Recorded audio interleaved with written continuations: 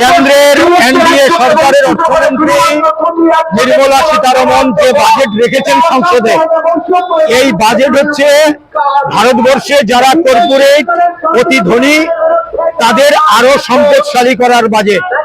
এই বাজেটে বেকারি বাড়বে, জিনিসপত্রের দাম বাড়বে। এই বাজেটে সাধারণ মানুষের জন্য কিছু নেই।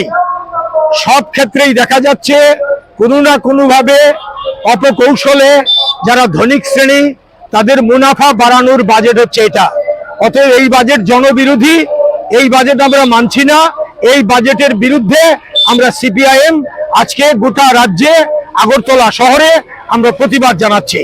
আমরা মিছিল এবং সভা করে জনগণের সামনে এই বাজেট যে জনবিরোধী তা আমরা উন্মোচিত করব, তুলে ধরব।